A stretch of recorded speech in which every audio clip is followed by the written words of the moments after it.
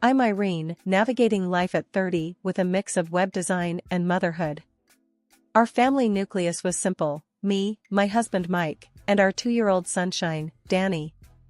Our world was comfortably wrapped within the walls of our home, which stood as a testament to the life we built together. Mike worked for my dad's company, a job he was proud of, and I carved pixels into designs from my home studio. Our routine was pleasantly mundane until one evening at my parents' house, where family dinners were more than just meals. They were gatherings punctuated by discussions, laughter, and, sometimes, life-changing announcements. "So, I've been thinking," my dad began, his voice commanding the room's attention. He was a self-made man, a pillar of wisdom in business suits. "We're expanding the company. There's a new branch opening in the neighboring city, and I want Mike to take the lead on this." Mike, who had always admired my dad, perked up immediately. His eyes gleamed with a mix of excitement and determination. "Mr. Thompson, that's a fantastic opportunity. I'm all in." I felt a surge of pride and excitement. "That's wonderful news. We should all move there for the project duration. It's just a few months, and it'll be like a little adventure," I said, already envisioning our temporary life in a new city. Unexpectedly, Mike hesitated, casting a glance that didn't quite reach his usual confidence. "Actually, Irene, it might be better if you and Danny stay here. Moving could be a hassle for the little guy." His words hit me unexpectedly, like a cold splash of reality in our warm, cozy life. "But Mike, I thought we were in this together. And it's not like we have to uproot our lives. I can work from anywhere, and it would be a nice change for Danny." My dad nodded in agreement, his voice echoing my thoughts. "Mike, Irene has a point. The family should stick together in such times. And Irene's job gives her that flexibility." Mike seemed to be caught off guard, a nervous chuckle escaping him. "I was just joking. Of course, you both should come along." But that joke didn't sit right with me. It lingered in the air, an uninvited guest at our family dinner. The evening progressed with Dad and Mike diving into the logistics of the new business venture, but my mind was stuck on Mike's initial reaction. Why the hesitation? Why the reluctance? Later that night, after tucking Danny into bed, I found myself sitting across from Mike in our living room. The house was quiet, a stark contrast to the turmoil in my mind. "Mike, about dinner tonight," I started, my voice a blend of confusion and concern. "You really caught me off guard, suggesting that Danny and I shouldn't join you. Is there something on your mind?" He looked up from his phone, meeting my gaze for the first time since we sat down. "Irene, I didn't mean to upset you. It's just that setting up a new branch will be demanding. I thought it'd be easier for you to stay put, avoid the stress of moving." I leaned forward, searching his face for the familiar comfort. "But we've always faced challenges together. That's what we do. Why would this time be any different?" Mike sighed, putting his phone down. He leaned back, running a hand through his hair. "You're right, we do. And we will. I guess I was just overthinking it. It was a silly thought, nothing more." His words were meant to reassure, but they hung heavy in the room, a reminder that something in our equation had shifted, however slightly. Life has a funny way of throwing curveballs just when you think you've got it all figured out. Our little family was on the brink of a new adventure, or so I thought, until Danny, our 2-year-old bundle of joy, decided to rewrite our plans. It started with a mild fever, nothing too alarming at first, but it quickly escalated. I remember holding Danny in my arms, feeling his little body burning up as I dialed our family doctor. "Dr. Jacobs, Danny's fever isn't coming down." "I'm really worried," I said, trying to keep the panic out of my voice. After a thorough checkup, Dr. Jacobs' expression was serious. "Irene, I'm afraid it's more than just a common cold. Danny needs rest and cannot travel for a while. Moving to a new city is out of the question right now." The news hit me like a ton of bricks. I called Mike that evening, the weight of uncertainty heavy in my voice. "Mike, Danny's sick. The doctor advised against traveling. We can't join you for now. On the other end, there was a pause before Mike responded. His voice was calm, almost too calm. Oh, is it serious? Well, that's okay, Irene. He needs to get better.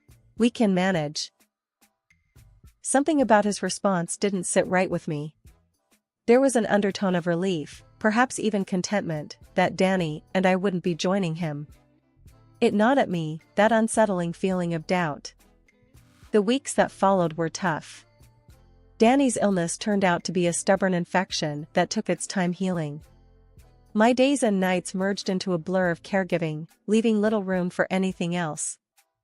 Mike's calls became infrequent, and when he did call, his words felt rehearsed, lacking the warmth I was used to.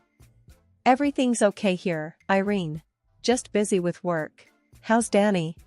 I'd update him, hoping for more engagement, but the conversations were brief and perfunctory. He's getting better, slowly. We miss you, Mike. Yeah, I miss you guys too, he'd reply, but it sounded hollow, as if he was saying it out of obligation rather than feeling. The distance was growing, not just in miles, but in our connection. It felt like Mike was slipping away, retreating into a world I wasn't part of. One evening, after a particularly short and unsatisfying call with Mike, I sat in the living room long after Danny had fallen asleep. The silence of the house echoed my thoughts. Was this what our life was going to be now? Mike distant and preoccupied, and me, alone, holding down the fort?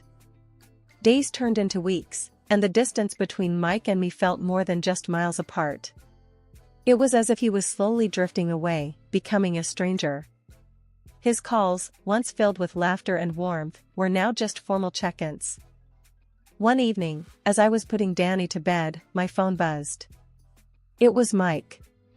Hey, how's Danny doing? He asked, his voice lacking its usual tenderness. He's better, still recovering, I replied, hoping to stir some emotion in him. Work's crazy here, he said, sounding distracted. I sat down in the living room, the silence engulfing me. Mike, we barely talk these days. Is everything okay with you? You seem different. There was a pause on the line. Different? No, I'm just really busy, Irene. You know how it is starting up a new branch. I tried to keep the conversation going, to bridge the growing gap. I understand you're busy, but it feels like you're not just physically away. It's like I don't know you anymore. He let out a sigh. Irene, you're overthinking it. It's just stress, that's all. Once things settle down here, it'll be better. But his reassurances did little to ease my growing concerns. His words felt empty, devoid of the connection we once shared. Weeks passed, and Mike's brief return home did little to quell my fears. He was physically present, but emotionally distant. He spent most of his time either working on his laptop or engrossed in his phone. One night, I decided to confront him. Mike, we need to talk. You've been distant ever since you took this new job. Is there something you're not telling me? He looked up from his phone, his expression a mix of annoyance and surprise. Irene, why do you keep saying that? I'm right here. But you're not really. You're always on your phone or laptop.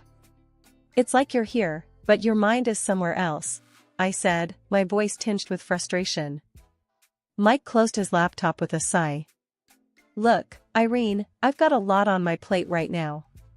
The new branch, the pressures from your dad, it's a lot to handle.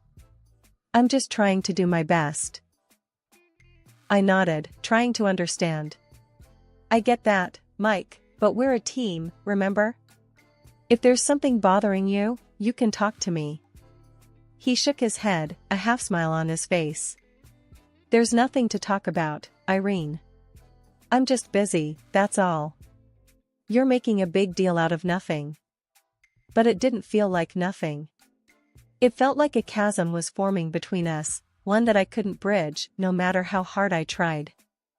The day started routinely enough, with the familiar hum of my computer and the soft breathing of Danny during his nap. I was deep in thought, maneuvering through the complexities of a web design project, when a knock at the door jolted me back to reality. Opening it, I found myself face to face with a stranger, his eyes weary yet determined. "Can I help you?" I asked, curiosity mingling with a hint of apprehension. "Yes, you're Irene, Mike's wife, right?" "I'm David." His voice was steady but carried an undercurrent of nervousness. I nodded, still unsure where this was going. "That's me." "What is this about?" David took a deep breath, as if bracing himself. "I believe your husband, Mike, is having an affair with my wife." His words hit me like a ton of bricks. "That's impossible," I stammered, disbelief clouding my thoughts. "Mike wouldn't do that. There's got to be some mistake." "I thought the same at first," David admitted, reaching into his pocket. "But then I found this." He handed me his phone, his hand shaking slightly. The photos displayed on the screen were heart-wrenching. There was Mike, undeniably him, in a series of intimate moments with a woman I didn't recognize. They were laughing, embracing, their closeness leaving no room for doubt. I felt my world spin as I handed back the phone. "Why are you showing me this?" My voice cracked, barely a whisper under the weight of my crumbling reality. David's gaze was sympathetic yet firm.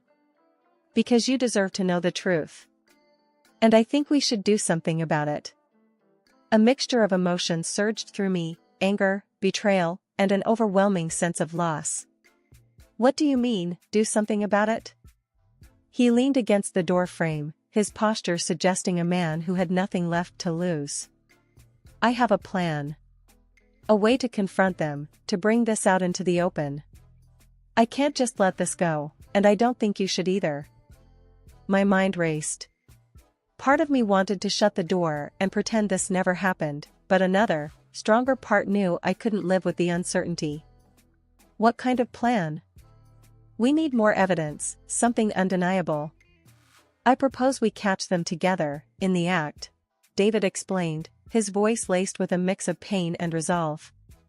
The idea was daunting, yet it resonated with the part of me that craved closure. "How would we do that?" "I know where and when they meet. If you're willing, we can confront them, together," he proposed, his eyes searching mine for a decision. The thought of facing Mike in such a scenario was terrifying, yet the need for the truth, for some semblance of control in the chaos, was overpowering. "Okay, I'm in. I need to know the truth, no matter how painful it might be." As David left, I closed the door and leaned against it, feeling the weight of the decision I had just made. The path ahead was fraught with pain and uncertainty, but I knew there was no turning back. The truth was out there, and I had to face it, for my sake and for Danny's. The reality of what David and I were about to do hit me as we sat in the dimly lit apartment next door to Mike's. We were there to unveil the truth, using the thin walls to our advantage. The apartment, ironically provided by my father's company for Mike, was now the stage for uncovering his betrayal. David was setting up a small recording device, his hands steady but his eyes betraying a storm of emotions. "Can't believe it's come to this," he muttered, more to himself than to me. I nodded, feeling a knot of anxiety in my stomach. "Neither can I. But we need to know, right?" As we waited, the silence between us was heavy, filled with unspoken fears and questions. Then, the sound of a door opening next door broke the stillness. My heart skipped a beat, and I saw David tense up. "That's them," he said, his voice barely a whisper. We moved closer to the wall, straining to hear. The voices were muffled at first, but then clearer. It was Mike, his laughter unmistakable, mingling with a woman's voice, his mistress. I clenched my fists, fighting back a surge of emotions. The intimacy in their voices was like a knife twisting in my heart. "Are you getting this?" David asked, his voice tight with anger. I nodded, holding the recorder close to the wall. "Yes, it's all being recorded."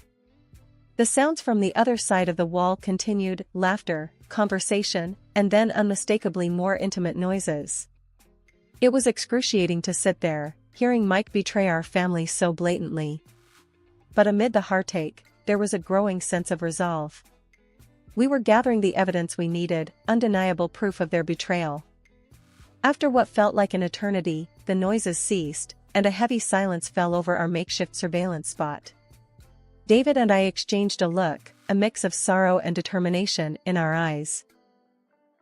"We have what we need," I said, my voice steady despite the turmoil inside. "Now we confront them." David nodded, his jaw set. "Let's do it now. No point waiting." As we stood up, I felt a strange sense of empowerment mixed with dread. The life I had known with Mike was over, and confronting him was the first step into a new, uncertain future. "We need to catch them off guard," David said as we moved toward the door. I agreed, clutching the recorder like a lifeline. "Let's go. It's time they faced the consequences." Stepping out of the apartment, the weight of the moment settled on my shoulders. We were about to face the people who had turned our lives upside down. The confrontation would be painful, but necessary. David and I stood in the dimly lit corridor outside Mike's apartment, our hearts racing with a mix of anxiety and determination. The plan was simple, but bold. David would pretend to be a courier, a ruse to ensure Mike would open the door. David knocked firmly, announcing loudly enough to be heard through the door, "Delivery." We heard footsteps approaching from inside. The door swung open, and there stood Mike, his face transitioning from annoyance to shock as his eyes landed on me. "Irene? What the hell are you doing here?" I took a deep breath, my voice surprisingly steady despite the turmoil inside. "We need to talk, Mike. Can I come in?" Behind Mike, the mistress, a young woman with a startled expression, stood frozen. Reluctantly, Mike stepped aside, allowing us entry. The room felt tense, charged with unspoken accusations and fear. Without mincing words, David confronted Mike. "We know about the affair, Mike. You can drop the act." Mike's reaction was a mix of defensiveness and scorn. This is nothing. She seduced me. I was just caught up." His mistress, now visibly shaken, retorted, "What? No, you were as much in this as I was." Ignoring her, Mike turned to me, trying to downplay the situation. "Irene, listen, this isn't what it looks like." I couldn't hold back any longer. "Not what it looks like?" "I heard everything, Mike. We have recordings." Mike glanced at the recording device in David's hand, his face turning pale. "Recordings? Irene, you've got to understand." "There's nothing to understand," I cut him off, my voice rising in anger. "You betrayed our family, Mike.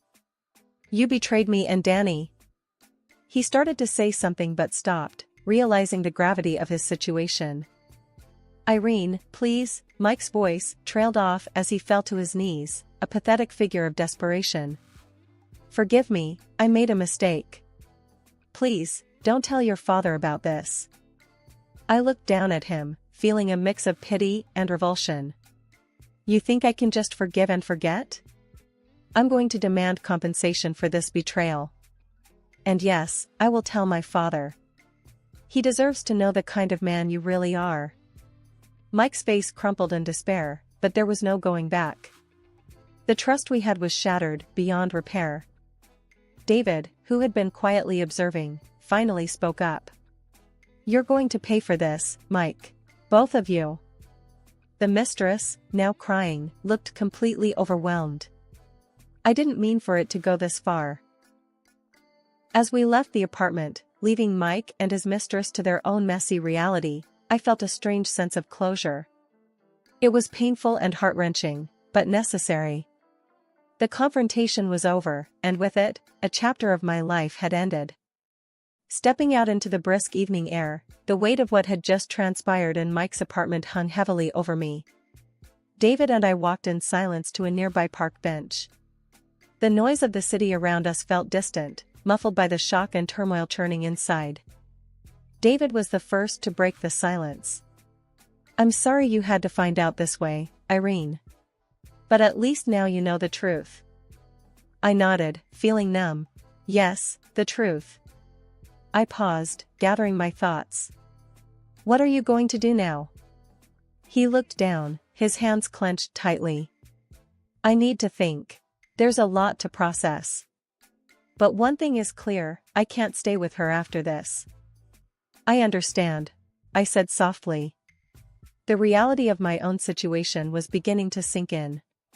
I need to start planning for a life without Mike. For Danny's sake.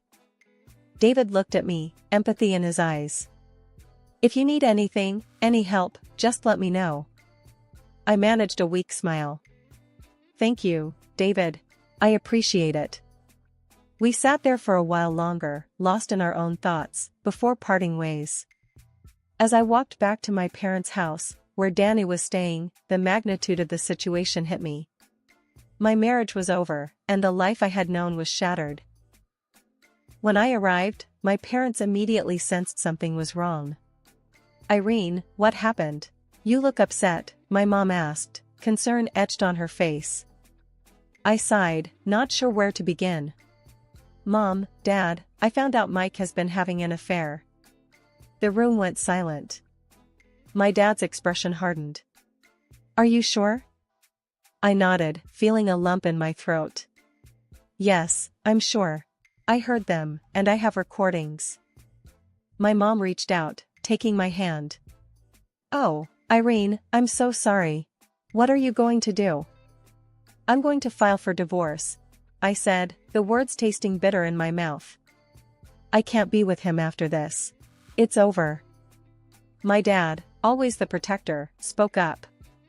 He won't get away with this. I'll make sure of that. And you and Danny will always have a home here. I felt tears welling up in my eyes, grateful for their support. Thank you. I don't know what I'd do without you both. The final chapter of my marriage to Mike was written in a lawyer's office, amidst a sea of paperwork and legal jargon. The divorce process was grueling but necessary. I fought hard, with my lawyer by my side, to ensure that Danny and I would have the financial security we needed.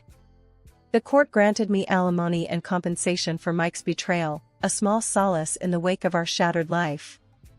Meanwhile, David, the man who had been thrust into my life by our shared misfortune, also finalized his divorce.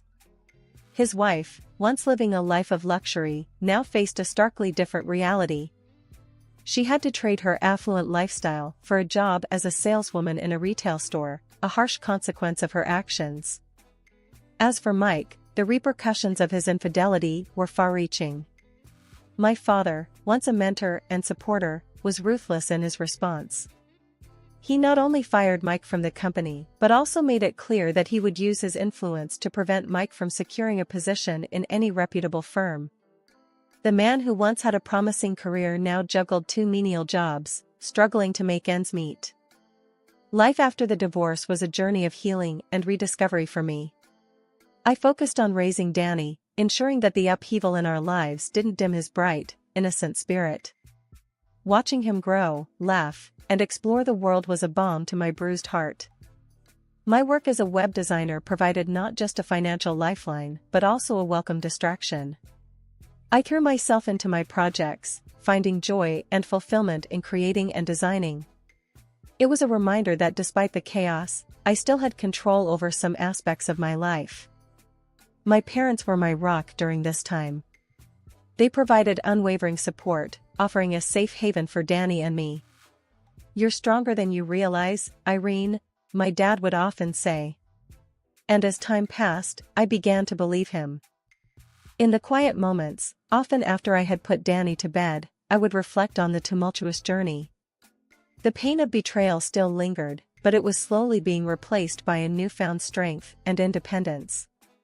I had navigated through the darkest of times and emerged on the other side, not unscathed, but certainly stronger.